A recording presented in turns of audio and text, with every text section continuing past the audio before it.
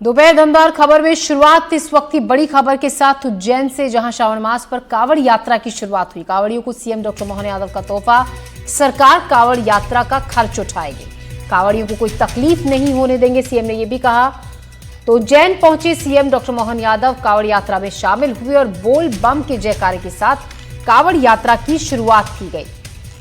इस दौरान मुख्यमंत्री भी कांवड़ियों के साथ कुछ दूर तक चले। इसके बाद बड़ी संख्या में कांवड़िए महाकाल मंदिर पहुंचे और बाबा को जल अर्पित किया। महामंडलेश्वर उत्तम स्वामी महाराज के नेतृत्व में इंदौर रोड स्थित शनि मंदिर से कांवड़ यात्रा शुरू हुई।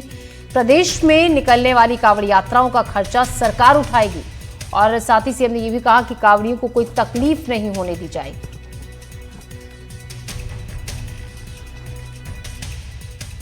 आज के इस अवसर पर कांवड़ यात्रा में जल से जीवन और जीवन हमारा समय निश्चित लेके आता है। तो जल में तो हमारे लिए परमात्मा की दया से परमात्मा ने जो 2 ऑक्सीजन मॉलिक्यूल दे करके H2O हम सब जानते हैं, लेकिन ऑक्सीजन के साथ हाइड्रोजन को मिलाकर जीवन मिलता है। हमारे संत भी समाज में ऐसे हाइड्रोजन और ऑक्सीजन के बीच हमारे अपने जीवन की लीला का दृश्य दिखाते हैं। आज के इस अवसर पर परम पूज्य महाराज जी पधार गए। महाराज जी, मैं आपसे पहले आ गया हूँ और जाने की तैयारी कर ली है। अब आपकी पूरी यात्रा आपके लिए मेरी तरफ से आपके आशीर्वाद के साथ बहुत आनंद से बीतेगी। ललित जैन इस खबर पर ज्यादा जानकारी के साथ जुड़ रहे हैं। ललित, साफ साफ कहा सीएम ने जिस तरीके से मन से कि बहुत आनंद के साथ ये यात्रा कांवड़ियों की होगी, पूरा खर्चा सरकार उठाएगी, कोई परेशानी होने नहीं दी जाएगी कांवड़ियों को।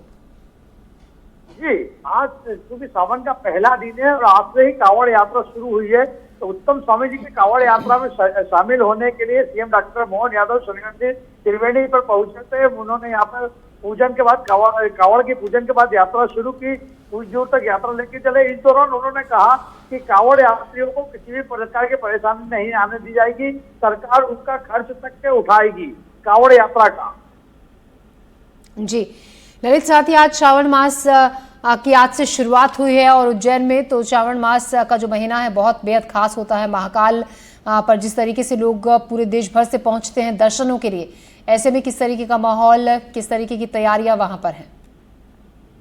जी, श्रावण महीने में महाकाल में हमेशा भीड़ रहती है। ऐसे तो अमूमन हमेशा 1.5 लाख लोग आते हैं, पर आज करीब 4 लाख लोगों का आने का अनुमान है। सुबह 9 बजे तक करीब 1 लाख लोग आ चुके थे दर्शन के लिए। इसी को देखते हुए पुलिस और प्रशासन ने पहले से ही पुख्ता इंतजाम कर रखे थे। जगह जगह डोप लगा रखे थे कि अगर पानी आता है तो उनको गीले न हो।